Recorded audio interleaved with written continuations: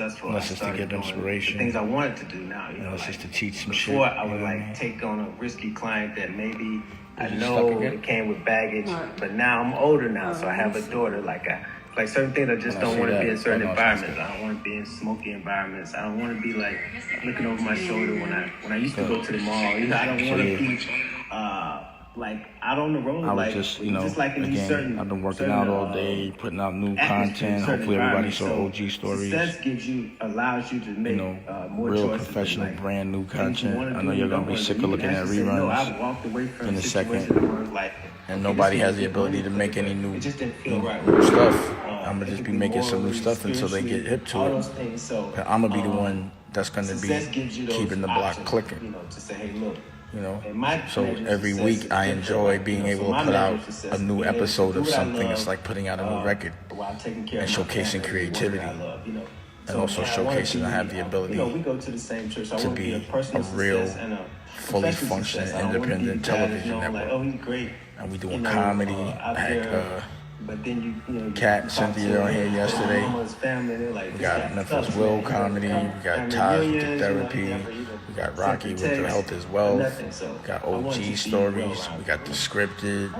We got the We Went To series. Tell us about how Rex came together. Oh yeah, so Sunny Vigil actually. So like I said, that gut instinct. And then after that, later I'm gonna go live with Smoke Dizza. Zoe, I was managing Gorilla Zoe, and we were like. It's always about being positive. He was playing always about being positive. Mixtapes. If it's not about being positive, then what's the purpose? Live mixtapes, so wake up. It just means you hate yourself, and it makes you hate others, and that doesn't do anything but make you feel depressed and lonely. Upload them at night and put them out. I like to laugh. One producer that he kept. People be thinking I'd be like, I'm angry all day. I'd be like, nah, just when I fight, I fight. Business is business. But when I'm off business, it's all laughing. And anybody that knows me knows that. And it's about having good taste. I didn't go to Virginia because I think and being prepared, and evolving, and just trying to make yourself better every day. So in this moment, and I think we better just, realize and just face the fact, realistically, it's not going to stop for at least a year, I think. I'm going to go with a year.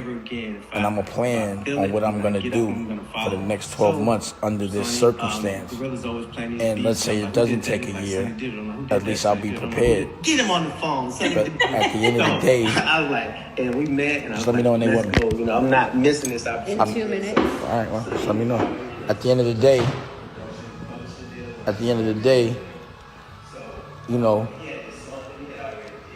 it is what it is. Have a plan, even if you don't have to use it. You know what I'm saying?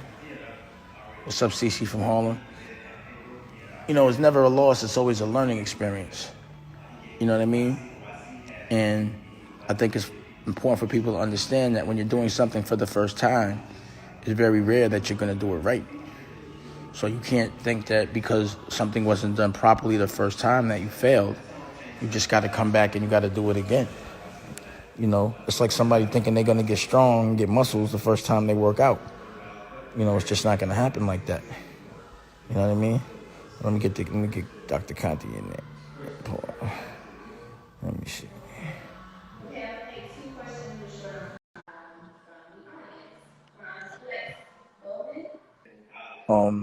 It is important to find the light, even when it looks like it's dark. That's the purpose of the dark, because it's about to be light. You just got to be able to survive till it gets light and figure out how to find it. And that's what I've been doing every day. I'm just working harder and harder and harder.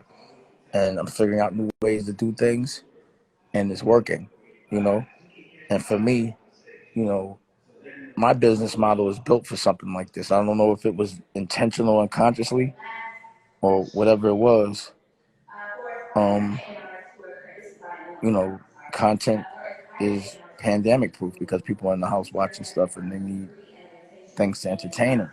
So while I have people's attention, I'm going to make as much good content that's going to evolve us, content that's going to make us better, content that's going to make us laugh, and content that's going to prepare us for what's about to happen in the new world.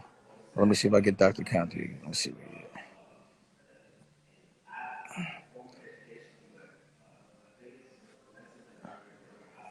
By the time I get you, I probably have to get on the other joint. He didn't get declined. What are you doing? So yeah. So also what I did was I'm doing a short film festival. So what I'm challenging everyone to do is make 3 to 5 minutes from your crib or in a safe way, and send it to Dame Dash Studios and do it all, and Jeremy, and also we definitely can have the Yacht Squad in there too. Gotta have the Yacht Squad. Gotta have the Yacht Squad. Big shout out to the Bishop. And just send me, and we're gonna, whoever wins, we're probably gonna put it on the site, put it on the streaming service, give it a platform. But, while I'm preparing for the future, I'm trying to help everybody else prepare for the future. So I'm looking, if you're a filmmaker or a creative, let's just do a quick festival. Let's do that. You know what I mean? And why not? So I think, wait a second, I think I might be frozen. Am I frozen? Somebody tell me if I'm frozen. I don't know. I might be frozen.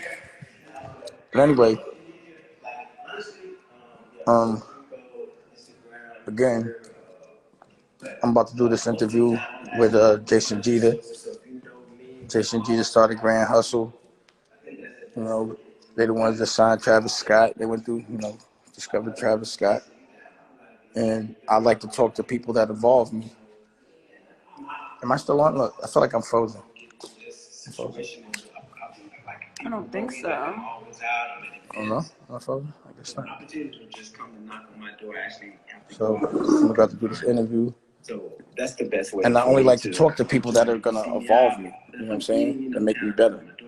So every conversation I have, you notice it's just people that are trying to push the culture. Just push it. And that's what's going on. No, I dunked it all. They see that bald head and those glasses. You guys have permission to go and talk to Rico as long as he's not with his daughter. Yeah. That's well, them? thank you so much. I appreciate you. So yeah, I'm about to get on here and do an interview, I guess. That's them? Always there whenever I need anything. I really appreciate you. Nothing but love. They finishing already? What? They shooting? And for everyone else that is here, this is just like a heavy crew plug. I know there have been some application links that have been sent out. We're about to see what's going on right now. The heavy crew is live and open. We're going to be doing these things on a regular basis for you guys. Esther just dropped the application link in the chat room. So please feel free to check it out, see what it's all about. This has been production by, Jason started this company and he's since grabbed all of the young creatives that he's known to be a part of this, and it is a pleasure to have an opportunity to kind of give in a way that was given to me and for those around. So if anybody is interested, please check out the link. And next we have Jason Jeter and Dame Dash. They gotta put like the applause button on there, right? Like a little applause button.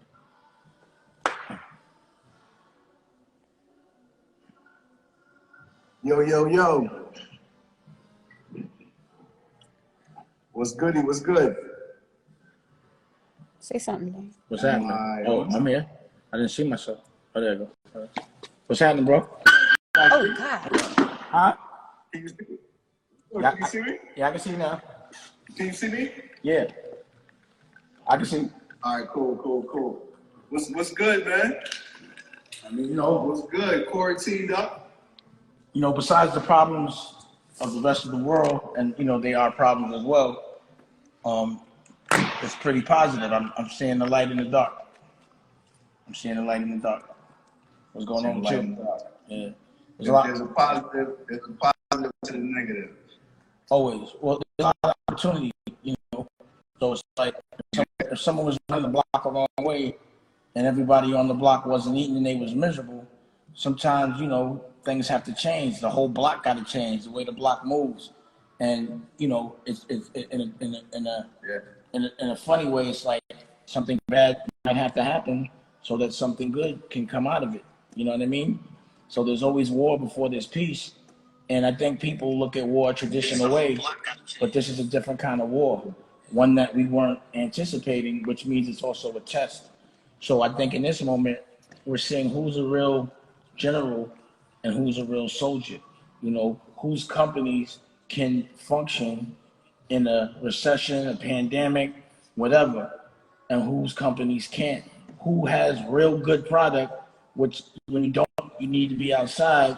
Yeah, yeah, nah, absolutely, man. I think once we're getting right to it, right? We're getting right to it right now, like with where we're at in the world and just the conversations that we have on a regular basis, just about content, right? And content being gold and just being resilient, even as an entrepreneur. Right now, we're all dealing with the same thing at the same time. So now, to your point, some people are going to make the adjustments, and and some people are going to maintain. A lot of people are going to fall off, and some people are going to prevail.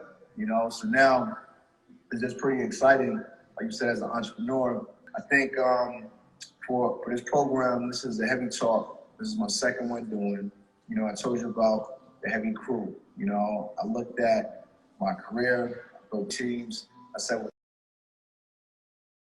the heavy crew, this is like, to me, the evolution of the street team. It's no more putting up flyers and posters and holding picket signs. Like, that game is over with now. Right now, we know that we have to move together as a collective to make an impact where we're all at, digitally, online, But I said I wanted to build a community, something kind of like hip hop meets LinkedIn, where just remembering when I was coming up, the conversations that I looked for, the mentorship that I was looking for, and just, still sharp and still, just for real, to find other people that are like-minded and to be able to network in that degree, So it's funny, I can't even remember how we met for real, but I remember back being at Relativity Records when Relativity and Rockefeller was in the same building, and I remember being young. My man was Hussein Fatal. He signed a deal to Relativity, so I used to go up there all the time with him On Fifth Avenue? and just watching what you got. What'd you say? On Fifth Avenue? What'd you say? It was the office on Fifth Avenue? I guess so. It was a small building. Yeah, I remember that. Yeah, Relativity was in the building. Yeah. Yep. Wow. Yep. I remember that. You know what I'm saying? So to me, that was me fresh out of high school, coming up there. And of course, I'm just with my man for real. I'm just here just to observe and watch, and soak up as much as I could soak up inspiration, because I was already on for my mission of trying to figure my way. You know what I'm saying? Figure out what I was going to do in the game, But I think right now for the heavy crew, it's a collective, it's a community of people that are at that place, right? Of, hey, you know what? How can, I'm trying, you already know the story, So I think that right now, today, it's a special time for real, because for the first time in 100 years, a pandemic basically. So it's for the first time, everything is quiet and the playing field is really level, right? Anybody can catch this virus and unfortunately, it can go bad for us. We all know, that. So now, we're all at home, we're all quiet. What do you suggest, man? What do you suggest to people? We always like to hear you talk. Well, as you see, based on my action, the way I see things, I look at corporate as the people that have the AKs and they got the tanks and they got all of these big guns. But right now, they don't have no bullets. So I feel like I got bullets. I could take them. I could walk up in there with a 22, and I think I could take the whole game. I think they're weak, and I think I'm strong. I think what everyone's been doing when they have a lot, while they were spending money with big cameras, I was making content from my house. Now, all the professionals that had big cameras and all of that, they got to make content from their house, and I got the big cameras. I got the studio. I have the ability to make new content in a very safe way. I don't have to rent nothing, and I can work with who I want to work with. So to me, while they're frozen, it's like they frozen. So I'm making as many moves as I can until they thaw out, because I'm not frozen, And I feel like, an entrepreneur, It's for an entrepreneur, someone that loves businesses. What they love is building businesses. They love how it feels to watch a company go from 0 to 100. They love the creative process that comes with that. A real entrepreneur even loves the pain, because you can't be an entrepreneur consciously unless you are all right with defining painful or what looks like painful moments, because it always gets dark before it gets light when you're paying for your own stuff. The minute you buy something and put it in the street, you broke till you get it back, whether you hustling or whether it's whatever. So the minute you put something in the street, that could be considered, I'm broke right now, until I can squeeze the juice out the concrete. And then you get it back, but it comes back quadruple, triple, but you have to be able to sustain the I'm broke right now. And a lot of people are too scared of the I'm broke right now. So, you know, not to talk your business, but I'm watching you make some aggressive moves to acquire things that may be things that were mismanaged. But you got to put up money, you have to take a chance. You got to be broke right now so you get it back. So also, when you're an entrepreneur, I've been putting $1 million a year for 10 years into this Dame Dash Studios just for a moment like this. I've been doing I'm broke right now for 10 years for this. And now it's time to see the whole thing I've been broke right now for yield. But an entrepreneur got to be built for the I'm broke right now. You feel me? Yes. Not many people are secure enough to do that. Like when I say it with pride. Like an entrepreneur be like, nah, I ain't got it. Someone that ain't got it, they be like, oh, I got everything, you know. But a real entrepreneur takes pride in, nah, I'm broke. Leave me alone. Good. Yeah, it's so good. We know how it goes, you know? Mm-hmm. Let's see this. What I would advise people to do right now is invest in things that are panda-proof, pandemic-proof. That's what I would advise them to do right now. Like, if you're thinking about a business, please don't think about a business that involves crowds of people when this thing comes back. You have to think about a business that can stand it if it comes back. You know? So that's how people should be thinking right now. Yeah. Absolutely. And then even, you know, a lot of these guys obviously have artists and stuff. So, you know, that even applies to art as well. You know, now we know that we're going through something as a country as a whole, unemployment. And now musically, toleration is going to be a little different. You know, like musically, things are going to change too, because, you know, what made you laugh pre-pandemic is not going to all the way make you laugh necessarily post-pandemic, you know? So I think that's just also something too, like creatively, you know, like now you got to really kind of dig deep, and you got to, you know, as artists, or even if you're managers, you got to have your artists understand the fact that you got to represent the people. You can't live in a bubble and not reality, you know? Well, Jason, so, you know, you're a person that manages and has managed major artists, and you know that an artist's major source of income is the show. Basically, that's where they see in cash, period. Now, in this moment, an artist is going to have to figure out how they're going to make cash without having to get an advance from a label, and also understanding, you would think, you know, people would be listening to more music, but streaming is down. So what would you, because you obviously, down right now. You knew better. You have you know, you got another business. But for a rapper whose only business is shows and selling merch at the shows, how would a manager adjust? How does an artist adjust? And, you know, how many personal appearances from your house can you do for people? You know? How long can that last when you're used to getting $1 million a show? Yeah.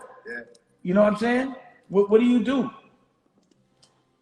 Yeah, sure. So I'm gonna tell you, right? I think that clearly you gotta adjust with the times, you know. So we know that, to your point, shows are out. You can't think about shows for quite some time. Who knows when, you know? you can't always, you know, go on live and perform or whatever it is, because at that point nobody's gonna care to see you anyway, right? Because you overexposure, right? You know. It's like watching you on TV. It's different. It's like watching a music video. No one's paying for that. Yeah. But now to your point though, now an artist got to take this time, man, and go in and create work, like whatever that work is, right? If it's a movie, if it's a album, if it's a book, if it's some type of tangible piece of work that you can sell and really, you know, that could last forever. You know, that's really what this opportunity is about for, like, creating innovation. Wait, time out. You're an artist, you're a painter, you better go paint some incredible series. Now, realistically speaking, right, you know a couple of different artists. Now, there's some really creative artists, but there's some artists that aren't as creative as they present themselves. They just got hit records. You know what I mean? And then they get to perform them. Absolutely not. You know what I'm saying? Yeah. What happens with those guys? You know, like a guy like David Sebastian. Guys, they better grab a So a guy like who? Like David Sebastian, like he's a pure artist. David Sebastian? Yeah. So he's the dude that did the Gucci burn, and he's an artist, and he can direct, and he's thriving in this environment where before everyone was trying to keep him out. He put his album out through Instagram and made $100,000, but he has a lot of content. He's a guy that can do those kind of things. Real straight artist. You know, that's why I believe in artists that can survive when they have no money behind them. That's a real artist that just does it because they enjoy it and they're fighting for something. But that's what I said. Those are the ones that will survive. But what about the ones that are about bubblegum shit? Yeah. Those guys, a lot of that stuff falls off now. You know, it's not like the party's changed now. You know what I'm saying? It's like being in a club and you playing like early music during the early time, and it's up tempo, and now the music switches because, like, you know, the whole vibe has changed right now. So you got a lot of, you know, stuff that lends towards a party, and the party's not really going on. You might have to figure that out, you know. What does a party promoter do right now? That I want to talk about a little bit. Yeah, party promoter's in trouble right now. What do you do? Party promoter right now. The party promoter's in trouble right now, man. Like, it dries up quick for the party promoter right now. A strip club owner. You know? It dries up quick for those businesses. But sure, you touched on a point though, right? So a question that so many people always have is, what does the artist with no money do? How does that guy get it going? You know, I actually just read one of the questions on his questionnaire, and tell me your thoughts creating and building something when you have more time than money, especially in the season we're in. It's too easy right now. I think we kind of just talked about that a little bit though, for real. Like, yeah, no matter what you're doing, like, you got all the time in the world for it. You know, you got all the time in the world to go in and strengthen your weaknesses and prepare yourself better, you know, as well, for sure. And also the thing about these. What do you think post-corona though, man? How do you think it's gonna play out?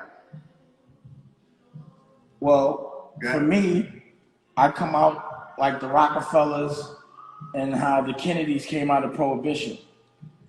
You know, because there's going to be a lot of things in distress. There's going to be a lot of things in distress, a lot of things for sale. Whoever has cash is going to be able to buy up everything cheap. So my big play is to, my big thing is, if I have a lot of cash, when this is over, I'm going to be broke because I'm going to buy everything.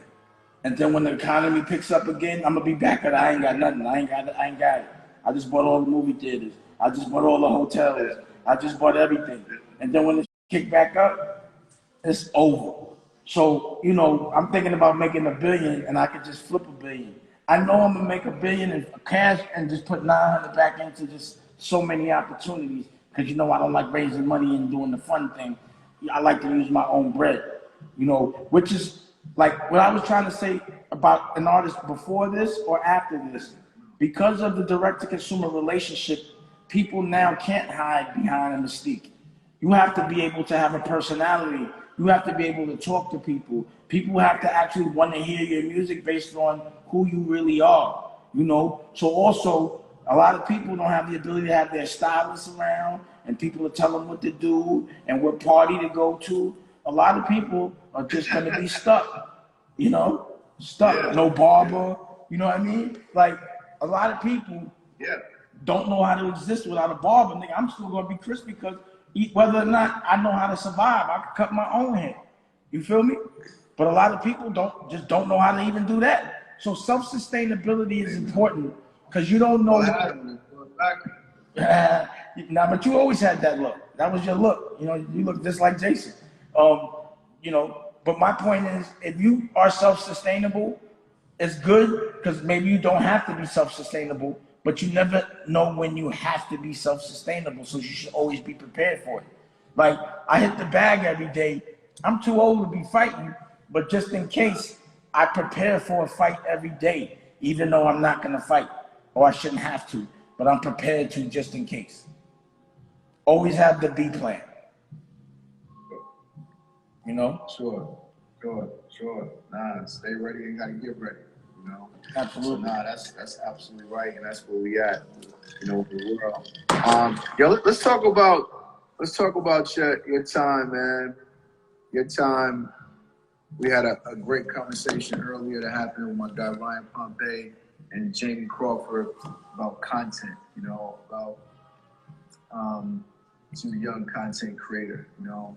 So I want to talk to you about content, right? You was the guy that had the camera in the room when that was weird to have a camera in the room. You know what I'm saying? Like, so I want to talk to you about your thoughts behind content, but even your brainchild of starting Creative Control and during that time. I want to just you to talk about that for real, because I feel like that was a huge inspiration for so many people. Well, back then, after, you know, having artists that are the magnitude of the artists that I was working with and seeing how much it yielded, I was like, I can't do this. I can't always be worried about my next check. And, you know, when those licks come every now and again, and if you don't get along with the person, then the business is over. If you don't see, I didn't want to do it. And I was thinking, like, what am I going to do when I'm 48? I'm not going to want to run around the club. I'm not going to want to run around a show. I'm not going to be pouring bottles of champagne. I was like, I need to make residual income. So when I started making movies and seeing that and understanding the business, that movies that were made 20 years ago still generate $1 million a year. I'm like, I'll be sitting by a pool 20 years from now, be making $1 million a year or something that I did 20 years ago. I ain't got to do nothing. So when I started making movies, like, you know, state property and, you know, so on and so forth, I also noticed it's the best commercial in the world for every single thing. So you notice I made State Property the movie, and then I launched State Property a clothing line. The movie sells, and that usually is the lost lead in the marketing, but it makes money, gives you residual income, and then the clothing in the movie did $22 million that year. You understand what I'm saying? So it also gives you it stimulates a lot of ancillary things as well. So for me, I was like, yo, if I could learn how to do this on my own, and, you know, after getting checks, residual income from like owning 25% of something major, and the checks that they gave me after the skim, I was like, imagine if I owned 100% or 50% and didn't have to deal with a skim and had like 20 assets, 20 properties that could just generate me $1 million a year 20 years from now. Maybe imagine if I have 100. You understand what I'm saying? So I just decided to play a bigger game, because when you capture content, there's fashion, there's music, there's the art of the storytelling, there's the art of the way it looks. There's so many different arts. There's the art of the edit, there's the art of the way you roll it out, there's the merch, there's the video game, there's the toys. You know, it's just so much with it, but people don't get it. And I'm looking at who makes the most money, like I'm a businessman. So movies don't make the most money. Television does. So I'm like, I can have a catalog and have a television network and stimulate both. And then I was like, yo, fuck everybody. That's the Titanic. Whether it's 10 years from now or 20, it's harder to start over when you're old. So I was like, let me be ahead of the game when I'm old. So while everybody's starting now, it might be a young man's sport, I'm already the OG of it. So it's a new business to everybody else, but everyone's looking to me for answers because I've been doing it on my own for 10 years and I can showcase it. So my point, the question, content is everything. It's residual income, but you have to make something that people want to see forever. And it's usually something that comes with a narrative, a beginning, a middle, and an end. So, you know, capturing life as it happens, sometimes without a narrative is only cool in that moment. But you want something that's going to be cool in every moment for the next 20 years, like Scarface, The Godfather, A Christmas Story, you know, shit like that. State Property. You know, every generation of kids in hip hop is going to watch State Property or Minister Society or Colors. Every kid has to watch that. You know, just like, you know, reading Dr. Seuss book. Yeah. My kid read, you know, Where the Wild Things Are. I read Where the Wild Things Are. Everyone's gonna read that. It's just timeless. So that's why I got into the content game. Because I should be living a jazz or you know what I mean, an old cool life. I just didn't want to be looking like the old man in the club. Plus, I wanted to make $1 billion, a real billion. You don't want to go in the club. So are you telling me you didn't want to be 50 years old, run through the crowd and grab the bottles and bring back to the rock? No way. No way. I ain't want to walk in the club. I mean, no way. No way. No way. I can't even think of. I couldn't even fathom that right now. I couldn't. That's like saying I'm gonna pitch nickels with crack on the block like I did when I was 16. I just can't see it. Yeah, of course. All right, but the whole movement, B72, creative control, the Black Keys album, Black Rock. Those were my funnest times, bro. Blending all of that stuff together, buddy. That was like what? That was when I got to showcase who I was. So with Rockefeller was an element of who I was, and that was the only element that was in Rockefeller. But DD 172 was me saying I could do what I want now. And I love art. I love rock. I love pause. I love jazz. You know, I love everything. And I just wanted to bring a bunch of people together without worrying about money and just capture culture, you know? And I ran around the world doing it.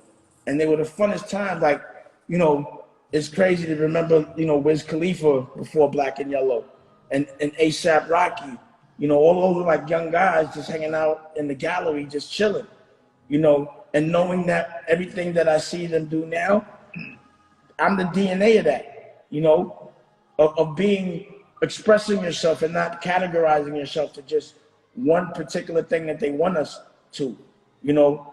It was art, rock and roll, fashion, gangster shit, you know, weed. And it was a great time because it was that period of time that everyone was really peaceful, you know, where being violent was corny. You know, I love that about the Wiz Khalifas and the Currencies and the Smoke Dizzes and the Don Kennedy. Everyone, that was the first time, because when I was, you know, for the Rockefeller days, people didn't mess with other states. They didn't even mess with another borough.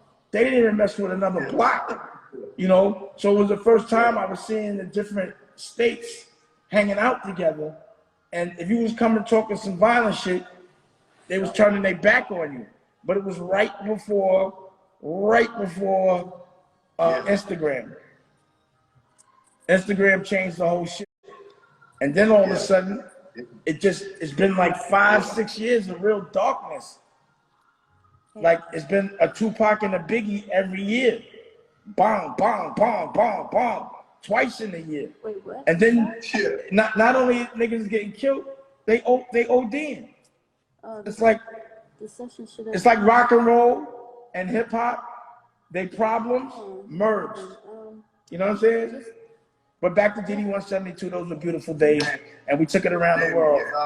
No, I made one called. Y'all took it around the world. Look, the Wi-Fi is lagging on the joint. Somebody says clearer on the Instagram live than it is on the Zoom. Yeah, Zoom be sometimes. I'll spend you guys from the beginning. Yeah, so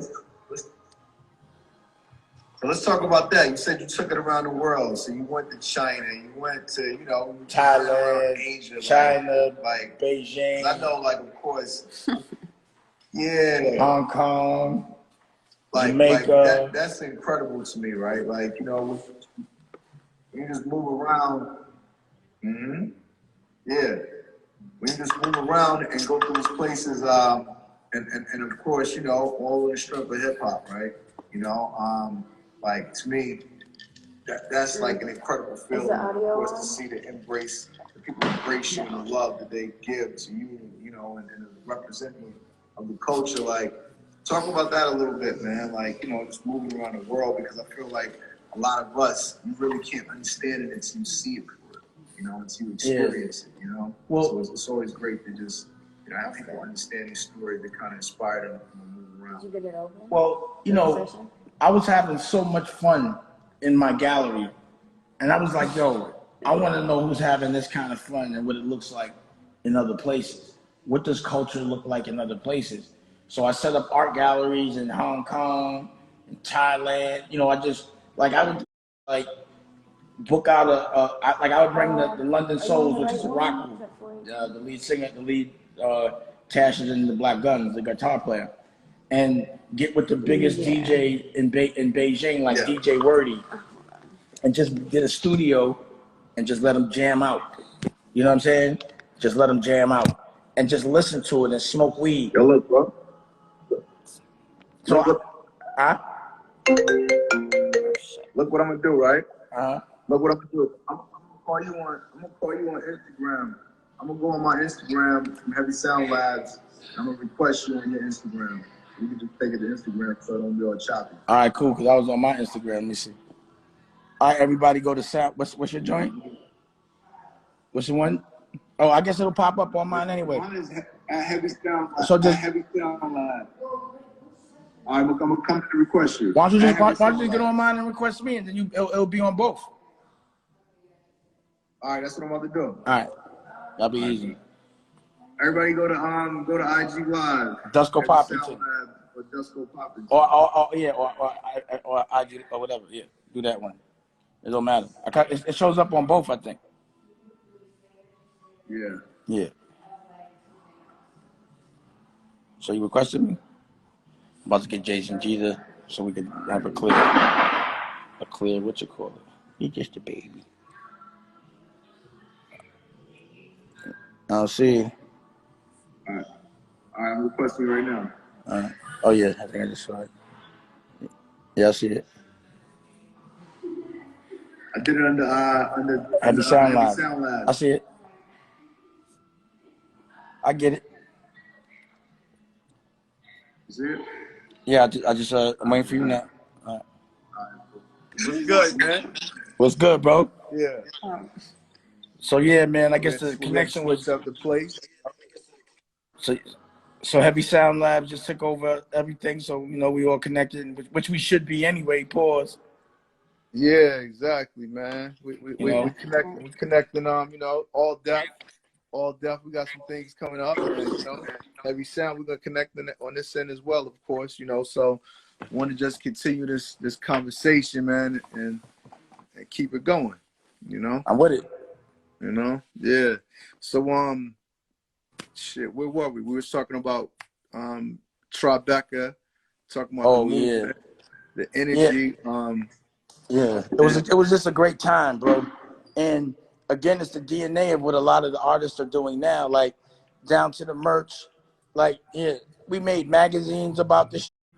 We covered and captured everything. You know, we were a lot of like even the technical things that people are doing now. Our thing was, and my thing was always figuring out how to cut out the middleman. So as soon as those opportunities were presenting themselves, oh, you got it, all right? That's hard. I respect that. I respect that. Yeah. I respect that. Yeah. So yeah, so you know what it is. So as soon as those opportunities were presenting themselves, I was capitalizing. And as you see in the magazine, I was, you know, sponsored by Adidas. And Yeah, that was dope. at that time, Adidas couldn't even understand all the assets that I was generating for them, to the extent that they created departments and looked at me as like the guinea pig on what they needed to make for their company. And then that, you know, ended up being the Kanye deal and all the other things that Yeah, happened. sure, of course. So Like you I understand you culturally that what that time meant, but it was a big deal. Pardon? Yeah. Yeah. Nah, for sure. It, Right? yeah, so you know that was the time, and it would be good to see it happen again.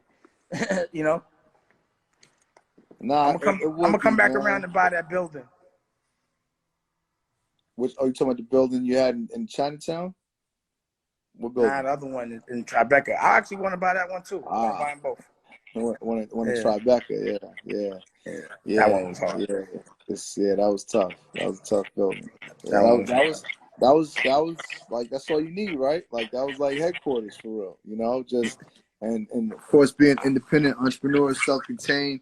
Like I got a building right in Atlanta right now, right in East Point, you know, same thing, you know, 8,000 square feet, building out studio space, content space, office space, and just cook up and just be as contained as possible, you know? Well, the thing that never made sense to me as a person that ran a record company is why did everybody outsource everything and spend so much money doing it?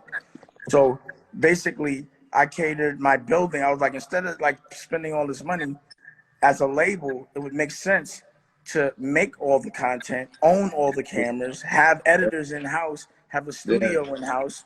Like, why not have a one-stop shop? And you would save so much money. But the reason why is because then there's no scam. That's why. Yeah. It's definitely that. And let's be honest too, it's definitely, you know, when artists are leading the way, artists want the biggest, the best, the biggest. But let's be honest, when you're the entrepreneur and you like, yo, hold up, I'm looking at the numbers, like I gotta do what makes sense for real, right? So, you know, they kind of make you look like the guy that's not the most glamorous, you know, just because of that. And it's understandable, you know, from the artist perspective, but from the business side, it's like, yo, you have to find a common ground. Line? What's the bottom line?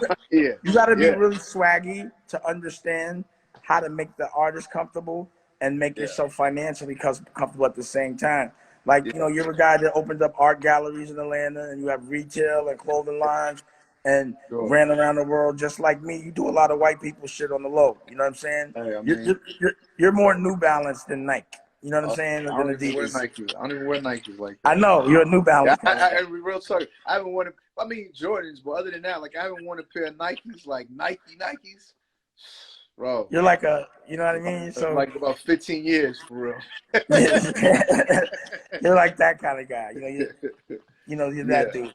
I mean, you know, I like to do my own thing, man. You know, I like to, you know, like you got New Balance on, it's a comfortable shoe, but then you got a fly New Balance on. Ain't nobody else in the room got your shoe on, you know. Right. It's definitely it's a particular, like, you got to be a black belt to know how to do that. You know what I mean? It's a different spot. It's good money. So you know, that's always been my thing. Cut out costs, but not make the artist uncomfortable and have a good time, man. And that's what GD 172 was and is. So, you know, that's I've always had a building ever since I left the music business. It's never not been a building. So whether it was, like you said, with the building in Chinatown, with the building in Burbank, or the building in Tribeca, it's always going to be a building. You know what I mean? That's real. It only makes sense.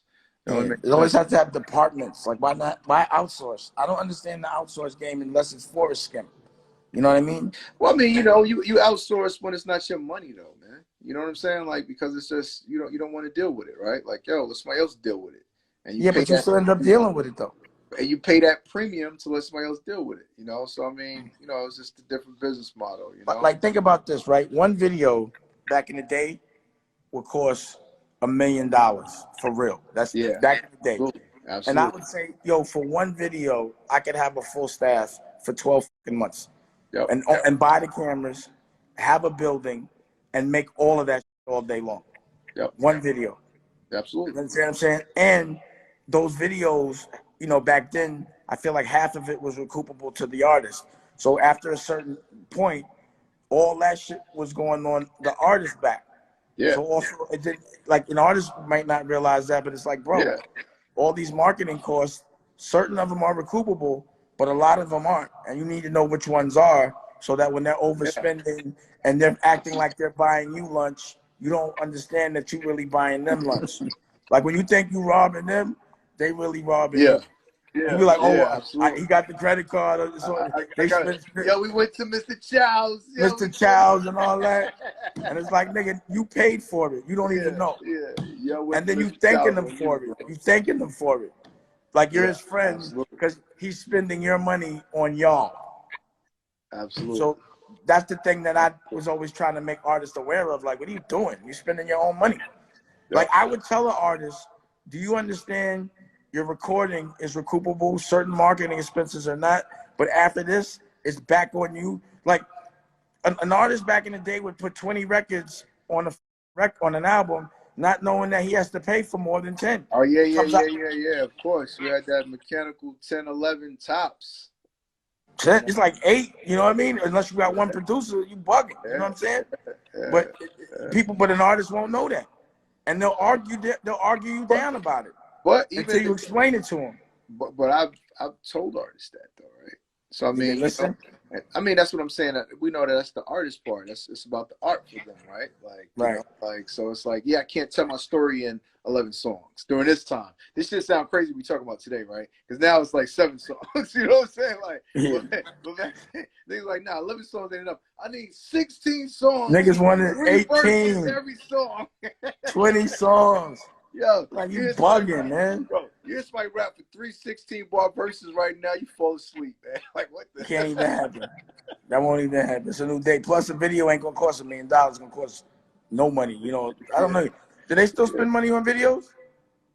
I mean, you know how it goes. It depends on where you at, right? And who it is, you know, and how much product placement you can put in that video, right? You know, so. But it ain't just a cold million like it used to be. Nah, it ain't just a cold million. Crazy. Nah, Big Pimpin' was $1 million. I should have me so mad. Big Pimpin', I was like, never again. I ain't never doing that shit. Yeah. So, yo, man, let's talk about. Let me see what they saying in the thing. It's pretty good.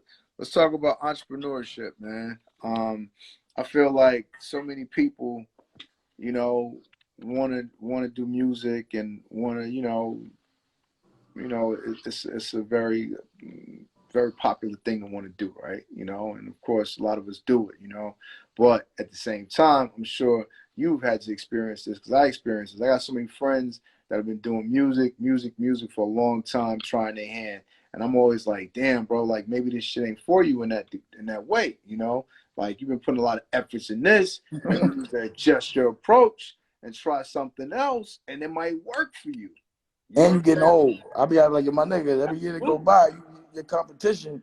Absolutely. Niggas is popping at 16 and you pushing 30. You might want to give it up, bro. Yeah, and that's what I'm saying, right? I had this conversation with my man earlier. I was like, yo, sometimes we got to just realize, like, when like, yo, that phase might have passed for me. You know, like, maybe I wrote it or maybe I didn't take advantage of it. But at this point in time, I might as well get early to the next phase as opposed to being late to the last phase. You know what I'm saying? Like, but it just I hate to see people, like, you know, continually like spend their money, time, and so much in it.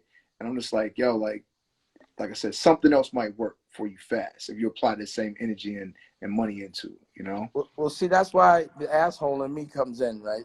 I've actually had this conversation with people like, yo, you're not listening, bro. You're too old. If it didn't crack yet, you need to manage or do something. Yeah. Or write a song for somebody. But if it hasn't happened yet, it's just not going to happen. Yeah. It barely happens. You know, again, you have to understand your competition doesn't like some people catch that lick but it doesn't usually happen past a certain age, man. Absolutely. Unless you've already been like in the game for a while, you get. But if you really ice cold, and you got to think to yourself, you can't blame the fact that no one likes your shit on other people. You know what I'm saying? Like it's very rare that I've heard a great record and a good performer. An artist doesn't know shit about the business. People find that artist. You understand what I'm saying? And if that artist works hard, that's really all the artist has to do is work hard. And it's hard to tell somebody 16 to listen, but if they do, they will go very far. If you know the first time they get money, they don't fuck it up. But the first, listen. Everybody wants to be a rapper. That's the dream job. Every kid, after he's, I felt like my dream came true. I was able to be a hip hop mogul in my 20s. That was the dream job. I caught that lick. I caught Lotto, and I appreciate that. But sometimes people have to go with what's really in the best interest. At a certain point, it's like when you're 25, 24, you're a little young, you're getting older, but like 29, you probably got a kid, you probably got a girl. You can't be so selfish and be like, yo, I just want to be a rapper to the extent that I'm not going to pay no bills until I become a rapper. I'm not going to take care of nobody. You got to be kind of grow up and be responsible at a certain point. So then I'm like, yo, you can't be this old and you got a roommate. You can't be this old and you ain't got no car or can't afford one. You too old for that. Like, how you going to pull a girl? You got a kid. You can't be doing all that shit like once you got responsibilities unless you're going to work double hard until it happens. Because I don't really know too many people that work super hard in hip-hop that don't make it. I don't see it. I just think they work the wrong way and it'd be like, but you lazy in the wrong places. You feel me? Nah, that's real, man. Like hard work. Like let's be honest, you could do magic in the studio. Like, you stay in there for a couple weeks, you could just work some magic in there. Magic. You come out and you work that magic, like you can get something, So I mean, we know that, people, like, no matter what it is, don't really just want to have those real conversations with themselves for real. Most of the time, like, and it's hard for somebody else to say it to you. You gotta have that conversation, with yourself, to yourself. I see people on the comments talking about producers though. So to me, like you said, like you have a company, you gotta have a studio, right? A studio to create at, be it visual content, be it music. That's like your kitchen. Like, I gotta be able to cook up somewhere, So like, let's talk about producers for a second, man. I feel like originally, obviously, out of Rockefeller came Kanye, came Just Blaze, like I don't even know like who else, but like producer wise, like talk about that element. And I don't think did you have a publishing company? You didn't do publishing. You did for a little while. Yeah. I mean, but okay. So for producers, right? There's one thing that I didn't think was fair for producers. Yeah. When an artist does a record with a producer, the artist can perform the record and get money, but the producer can't. Yeah. So what my approach with DD172 was, a producer should do a partnership with an artist and they do it together, but the artist shouldn't have to pay you for the beat. Yeah. So when y'all perform, y'all got to perform the project. You understand what I'm saying? Yeah. So that's what like the Currency record was. That was him and Ski. So that way, both the producer and the artist got equal credit, and they both got paid. When motherfuckers was putting out mixtapes and producers were just giving their shit away, I was like, yo, you don't you understand? They're not making no money from the mixtape. They're making money from the show. So there's no royalties being made here, and you giving these things away. Nigga, do the record with them and go perform it with them. Yeah. But it is important to understand in producing as well, if you're not using original music, you're not going to own the record 100%. You're not going to have control of the record 100%. Absolutely. But if you can make real music, original music, and and build a catalog, then you'll have something you can leverage when you're old. It's just like making movies. And a lot of time, the problem with the music business is they spend a lot of money in the beginning to make it successful. But that's not when you make the money. You make the money when you're spending no money and it's generating income. You understand what I'm saying? So I might make a record like Black Rock.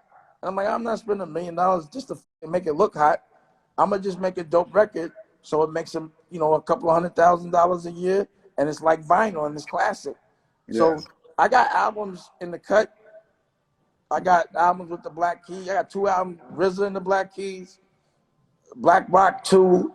I got albums with Mos Def, Jay Electronica that I just didn't even put out yet. Because I think they'll be better. I'm not pushing to put them out unless they want me to. But Yeah. I think as I put them out, when they become classics, they'll be so cool. I like to do cool shit that makes long-term money, not corny shit that makes a lot of fast money because it's temporary. And it's all gone anyway. You know what I'm saying? Yeah. Interesting. Yeah. Have you heard Jay Electronica's new album? Mhm. You heard it? Yeah. You like it? Well, you know, Jay Electronica. So I know Jay Electronica. Yeah. And, you know, I've been listening to him. He, to me, was, you know, at least 10 years ago, he had the ability to be the heavyweight champion of all. Absolutely. But, and I literally went to his house in Brooklyn. The nigga had a bunch of clocks on the house. And I'm like, yo, my nigga, you got a record that got 1,000 BDS detections when that counted, and you're not even trying. You need to come out. Yeah. And he didn't come out for 10 years.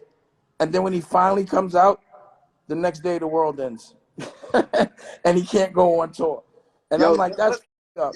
Let's talk about that though, right? Like, because I know another artist that I said the same thing about. Like, yo, this dude took his time and boom, now that you finally put something out, the same exact scenario, right?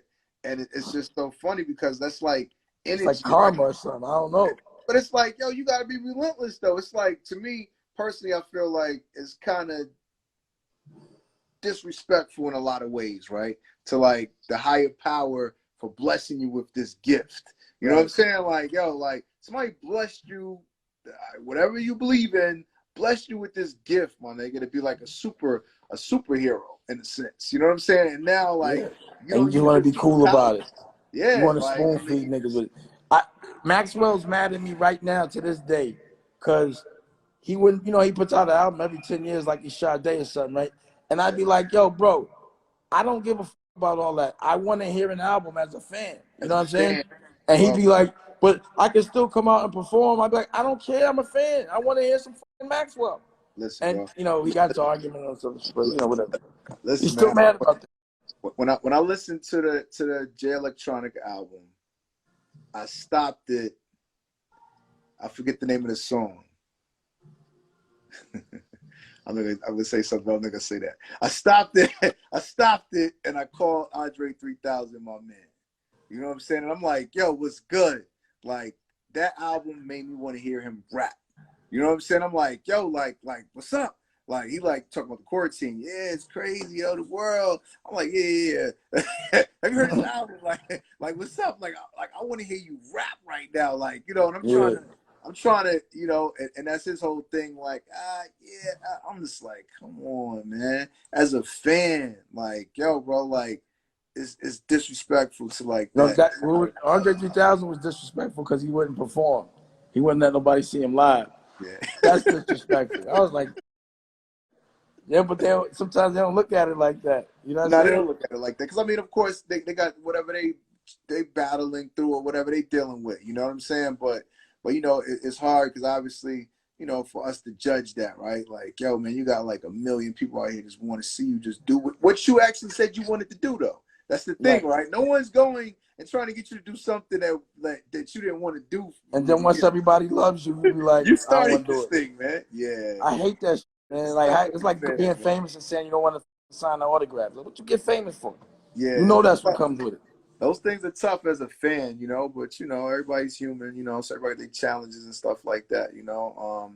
But it's just tough, you know. But to me personally, that goes back to content, though, right? Like, yo, even if you're dealing with something, yo, figure out a different way to deliver the work. You know what I'm saying? Like, because, like, this is what you created. You created the demand for your work.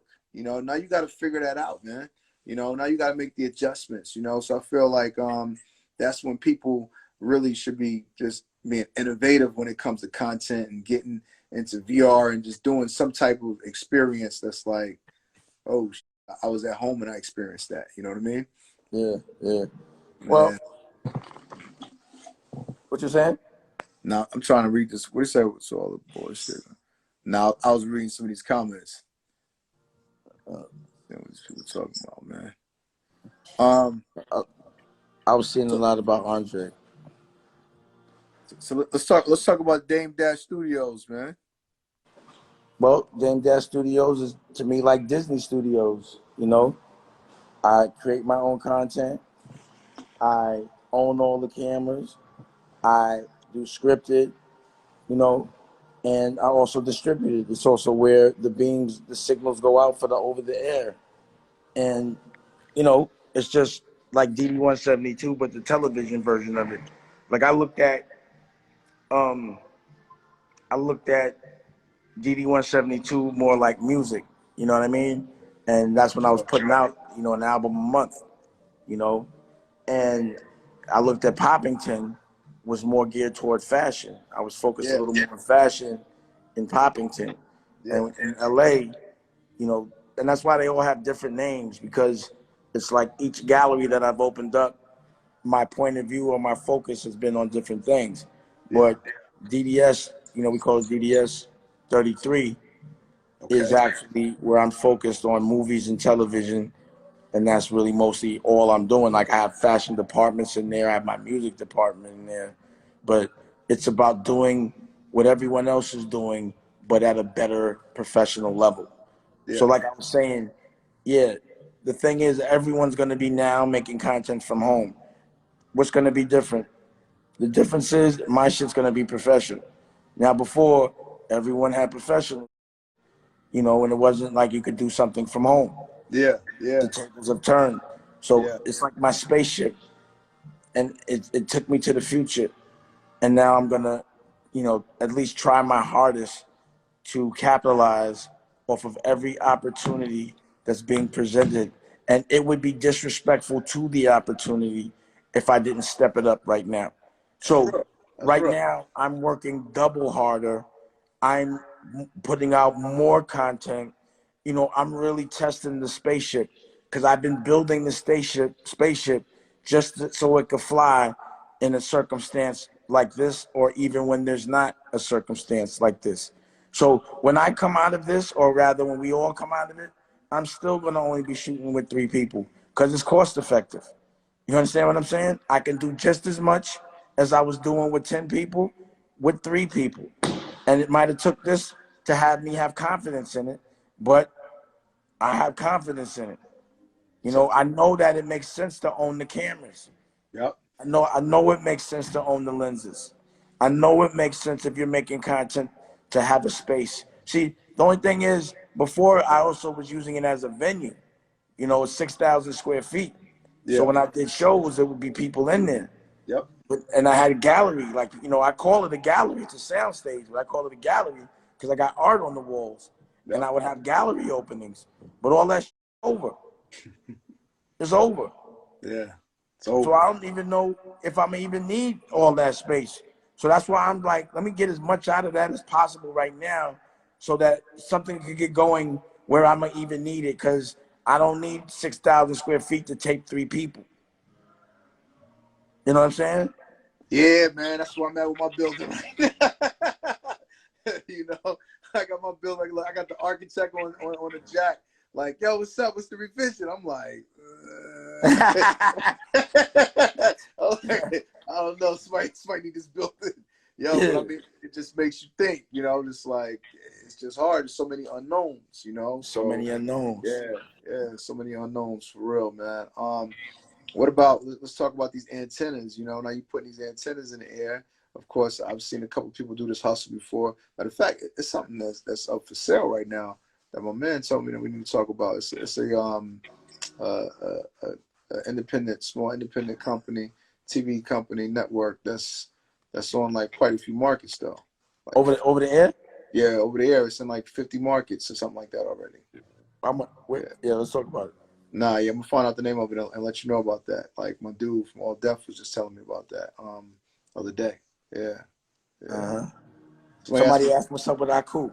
yeah, see, anything new with a cool? A cool. We doing a 420. We participating in this 420 fest that Currency is doing with All Def tomorrow on alldef.com. It'll be like a live conference, doing it all day. And a cool, we're dropping a collab with Al Harrington's brand Maven. You up on Al Harrington's cannabis brand Maven? The artist Al Harrington? The former basketball player, Oh. Al Harrington. Yeah, so he got a brand called Maven.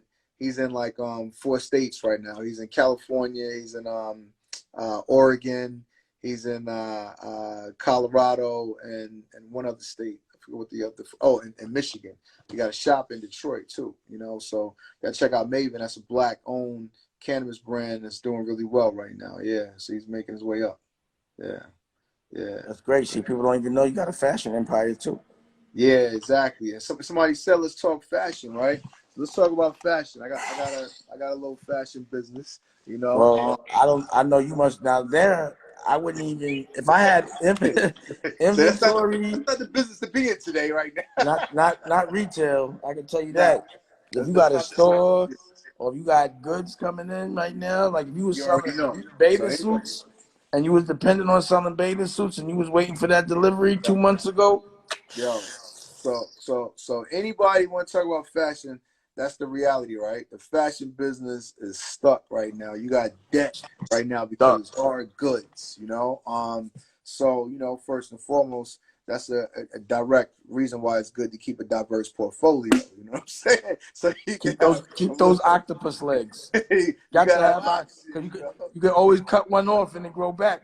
Got Absolutely, to have an man. octopus leg. Because I'm in the fashion business, but if I was only in the fashion business right now, I'd be sick. Sick. You know, for real, man. Shit, if you was only in the music business, you'd be sick. If I was only in the music business right now, I'd definitely be kind of stuck a little bit, But we building community, so that's the dope thing with Heavy Crew. We're building this big community of music lovers, people that can talk and learn and become a social utility. Like I said, this is gonna be like a hip hop meets LinkedIn, So for Yeah. everybody that's listening, you can go to heavysound.com. If you are an artist, or even if you want to be in the music business, if you're an aspiring future executive, a future mogul, if you're a creative, you can go to heavysound.com, fill out the application so we can get to you, and tell me about Poppington University, right? I've been seeing it, and we was laughing on the phone the other day. You say, yo, people doing what you was already doing, You was doing the Poppington University, you've been building it, doing the seminars, my man Kenyatta, doing the hip hop motivation, doing all of that. So how's that been coming along, man? Where you at with that? I mean, I still do it every now and again, but again, it's going to be a pretty oversaturated market right now because everyone's doing all of these things. That's the wave. Absolutely. And, but I have all my schools on Dame Dash Studios. I tape them all. But what I used to do is, I get 100 people, not more, and I would just let them ask me whatever questions they wanted to for like 6, 7, 8 hours. Because, once I start smoking and drinking, I like to talk. So, Yeah. we talk and kick it. And no one will walk out of there without a personal conversation with me. And again, it's just to really evolve us. I teach as I learn. So I never think I'm making or going through a rough time as a mistake. I think it's a learning experience, not only for me, but for people not to have to feel the pain or whatever struggles that I have to feel, because a lot of people can't handle that shit. Yeah. You know what I'm saying? Yeah. So that's the reason why I do it. And I just wish that someone in the game, because you know what I noticed, right? And I'm not saying no names, I'm just saying in general. I don't hear no billionaires giving classes about how to, all these so-called billionaires, why they not teaching nobody how to get a billion?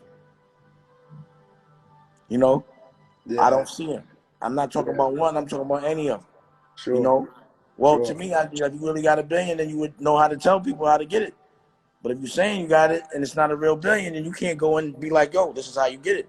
But I'm showing you how to get a billion as I get it and when I get it. And I'll be like, yo, this is how you can get a billion. So let's pause right there in the real sense. Pause. like let's go back to me, like we started talking about the fashion business, and I want to say this, right? And you probably, I'm sure you don't remember this, but you had an office, and I think it was Tommy Hilfiger's old office. Oh, I remember that shit was 70,000 I mean, a month. I know you remember your office, but I came to check you at your old office. You know I think I remember that. And you know, you try to stun on me and take me around this beautiful office and show me everything, right? You're like, yo, this is where I'm doing this, and I got CEO over here, I got this over there, got that over there, and I'll never forget. I told the story a bunch of times, like, yo, you walked me in like a closet. It was like an attic type closet, and you're like, oh yeah, this is my girl, she Rachel. This is thing right here, and yo, the room was like, yo, that was the office of my crib.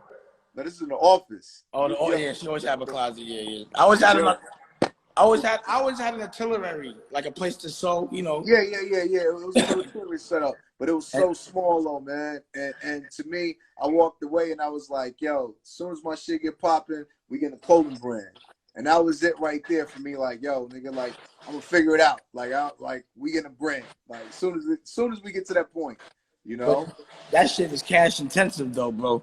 I mean, yeah. I mean, it's fun as fuck though. It's fun. Yeah, it's a different era now, you know. And that's what. If you look at fashion as an art and the lifestyle and everything that come with it, like if you enjoy the process, you know, you love it.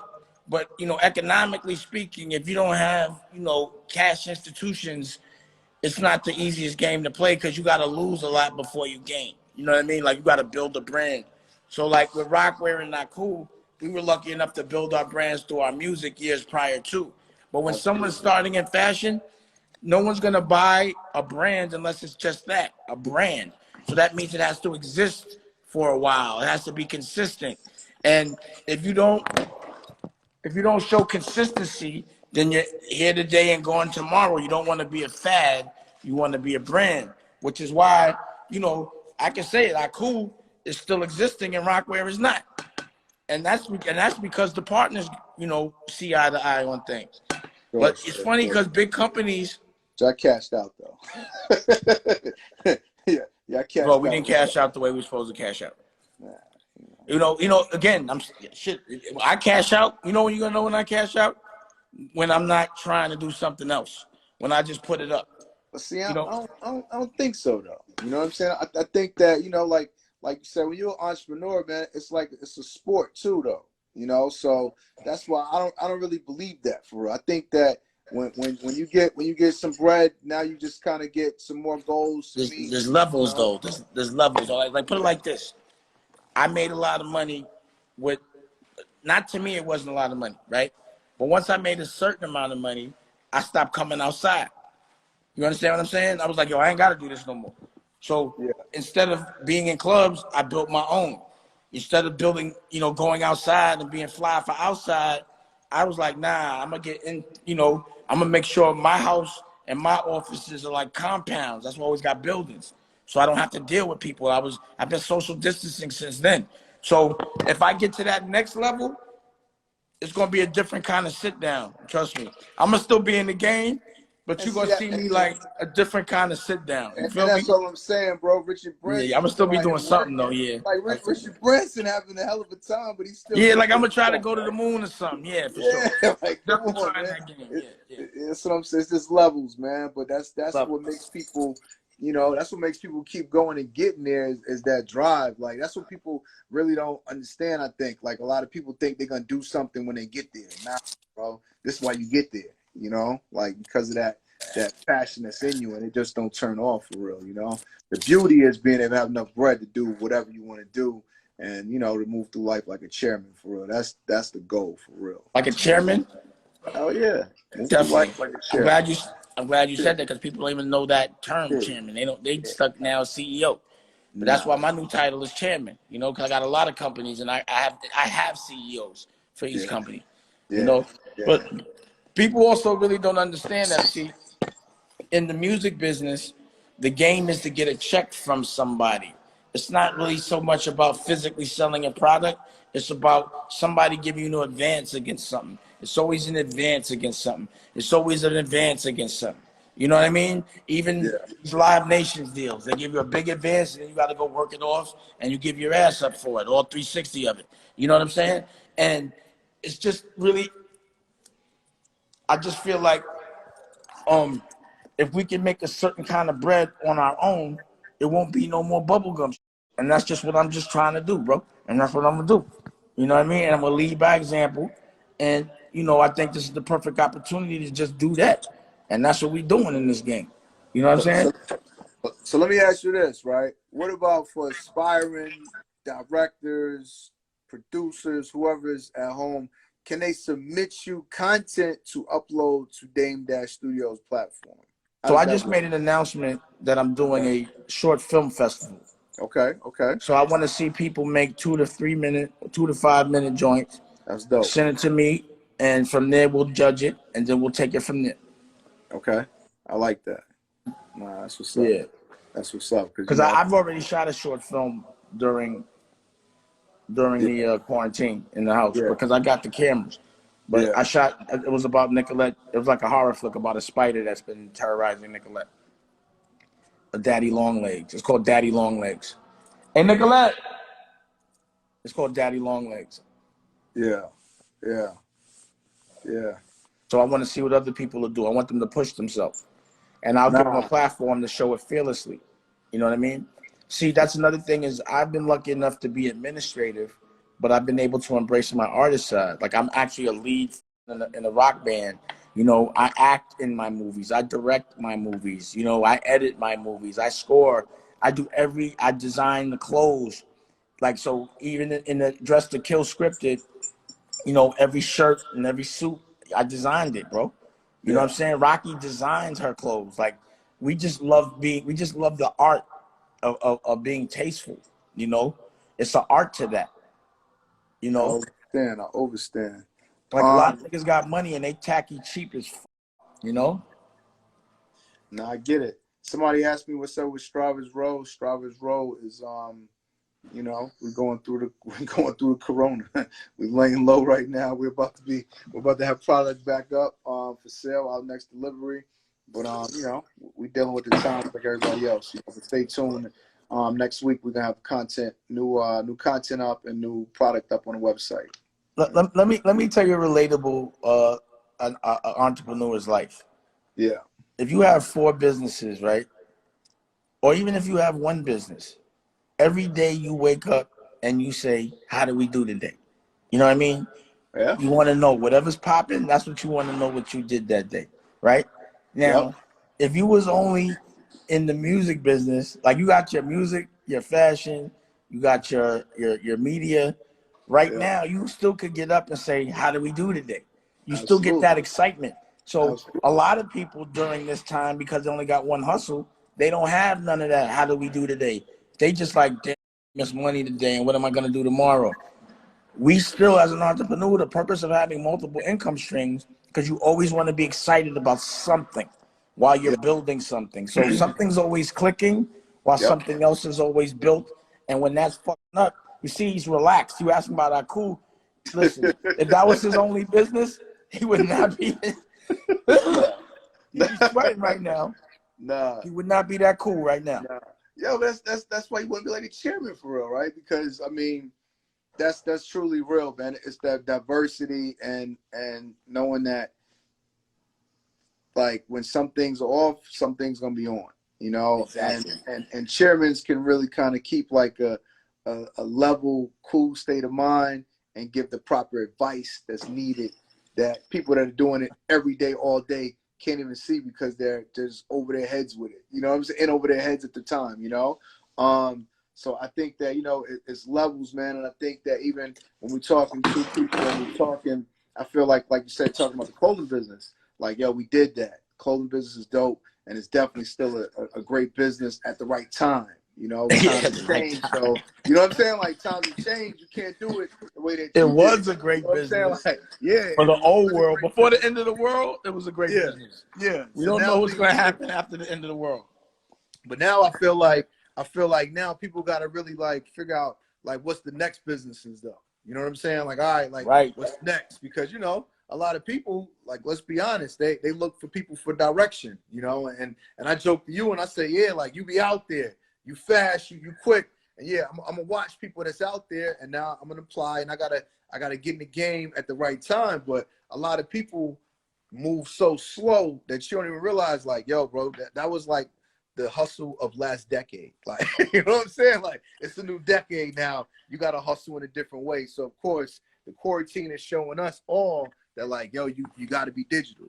You know, you can't be top heavy. You can't have all of this all this overhead. You know, you can't have all of this weight on you. You got to be able to adjust. You got to be able to make these moves, but you have to be digitally. So, you know, for me, it is really funny, like, to have this website, heavysound.com, that I've been telling artists, yo, anybody can go to this website, heavysound.com.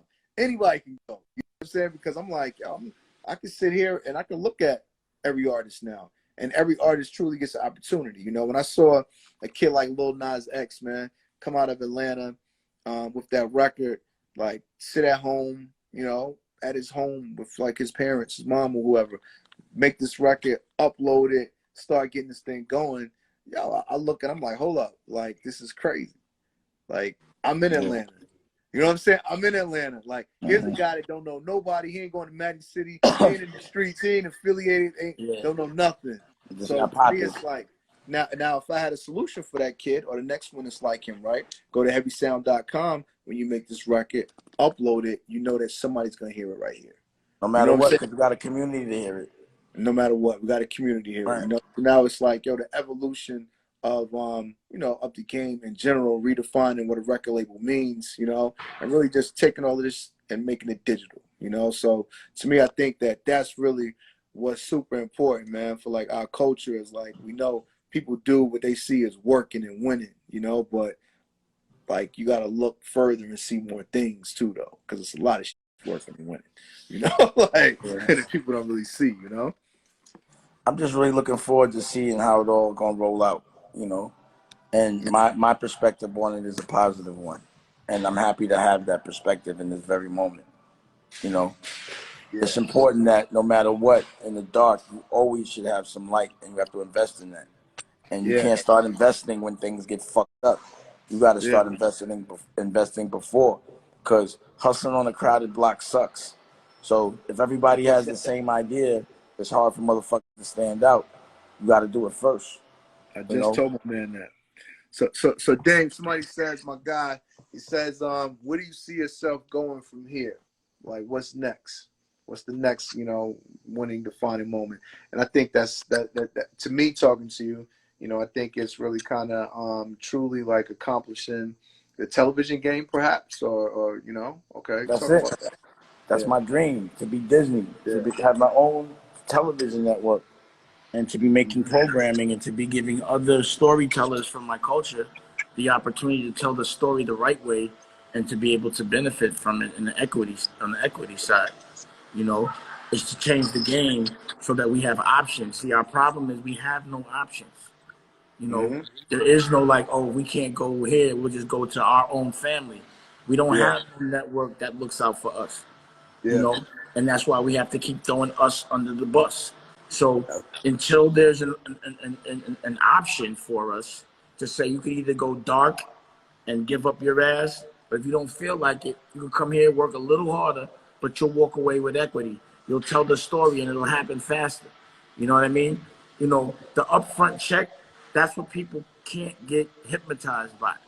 You know, they sell their whole entire ass for a paper bag. And you can't do that. You know what I'm saying? You got to think about that. We've seen a kid who went the upfront check, man. It's hard to get a kid not to take that upfront check.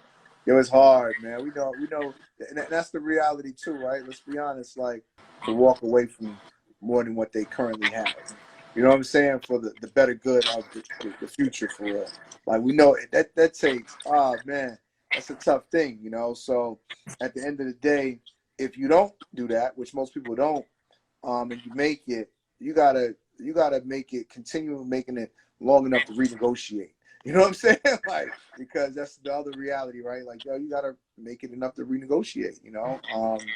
You know, if you don't make the right moves in the beginning, you know? So each level is definitely difficult. Well, that's why I'm hoping that if I can make a couple of people rich, and lead by example, and if people look at the people who have, listened to my model some ways, they're all considered very wealthy. So I don't Yeah, think my model works. So it's almost like yeah, sometimes when you talk to people, and it's like if you can't even listen to like factual success, then you're a fucking idiot. And I might not need to be working with you anyway. You know what I'm saying? But that's the reason why I started social distancing so long ago, because it wasn't that Corona was contagious. It was the stupidity that could be contagious. So sometimes, it makes sense to stay away from certain industries if they're filled with fucking because you'll think being is all right. And you'll think robbing yourself is all right. And you'll think saying another man owns you is all right. And that just was not the game I could play. And again, if you can't see by the different industries, from comedy to fashion to music to movies, how many people that I gave game to that took it and ran with it, which they should have, then you should listen. Period. So let's talk about that for a second, right? I saw somebody made a comment and say, "Yo, Damon and Jason made a lot of men rich," right? Let's talk about that. Like that's a real statement. You know what I'm saying? It's not a lot of people that can say that, right? They're like, "Yo, you know what? Yeah, I helped a lot of people get rich." And knowing that, like, that is also a level of confidence clearly that it gives you, right? Like, you know what I'm saying? It's like talking to, it's like two people talking, right? And someone talking to me as they bought their house as my neighbor versus me talking to them as, yo, I built my house from the ground up. It's a different level of confidence, right? Like, yo, I can walk away from this house and I know how to build another one. Like, it's whatever. You know what I mean? Like, so to me, like, let's talk about that, man. That feeling, that level of confidence that gives you alone. Like, yo, if I help this motherfucker or this person or that person, let's be honest, a lot of times it's like, yo, this, they might have had this part, but they was lazy on that part and I pushed them. Just the level of confidence that gives you as a person, man. Because like I said, a lot of people can't say that they helped anybody get rich. You know what I mean? Like, but to be able to say, yo, I helped multiple people get rich, man, it's pretty dope. Yeah. I mean, number one, I think the reason why that happens is because that's been my agenda. So when I work with somebody, unless they get rich, I don't get rich, right? So even on a selfish level, that's one agenda. But after it happens, it's hard for people to question you. Like before I made people rich, they thought I was crazy. If I didn't have the resume, the feathers in the cap that I have, then people would think I was crazy right now. You understand what I'm saying? So it feels good to help other people. It doesn't feel good when they betray, the honor that you built to get to that place. And me and you both know it happens a lot. You've been lucky enough to be in a relationship that's been sustainable over time. And that's great. But most relationships don't. Nah, for sure. And having the ability to make yourself rich and other people rich, it definitely gives you the justification to give advice. It definitely gives you the justification to tell someone that hasn't done it not to really talk so confidently. And you can say that confidently. Yeah. You know what I mean? And it also gives you the clarity to know when not to with someone and to know when someone's not going to listen. When it's going to be a waste of time. If that one little check is going to be worth it long term, it usually isn't, because it takes too much energy and time chasing behind someone that really doesn't have any logic in their brain and they're completely selfish. Nah, yeah. Nah, without a doubt, man. Excuse me. You're not about to vacuum right here, right? You give me a minute. You know what I mean? Yeah, man. Nah, so good chopping it up. Good chopping it up, man. Want to go get me something to eat. I can dig it. Me too. Yeah, for sure. I'm about to go live. I'm going live with Diz in a little while. Word. Yeah, every second I've been working, man. I've been doing more because, more people are more receptive to doing these kind of things now because that's all they have to do. So, you know, I've always wanted to do all this shit with everybody, but you know, people were busy doing the old world. But now that there's a new world, I'm comfortable doing this shit because I've been doing it and I'm happy. I've been like, yo, I've been here. Yeah. Now I feel it. Now it's people meeting you up now. All right, man. So look, I'm gonna talk to you in a second. Good. Thank you for the time. Obviously, you know, everybody. Come on, bro, knock it off. We're gonna get money together. We showing culturally how black men, real men, can come together, and when we come together, how much we can make, and we can really give options. So you're building a media empire. I'm building a media empire, and in a couple of years, you know, our conversations are gonna be so much evolved, you know. And we're gonna see who's gonna still be in the game and who's listened and who did the thing right, and it's just gonna be interesting to see. But we're gonna be like the old pioneers in this thing. You know what I mean? Absolutely. And that's funny. That's good money. We're gonna be the new Disneys and the new Katzenbergs and you know. That's what it's about. You know, and Geffins. You know, we got to do the culturally the like-minded, cool version of that. You know.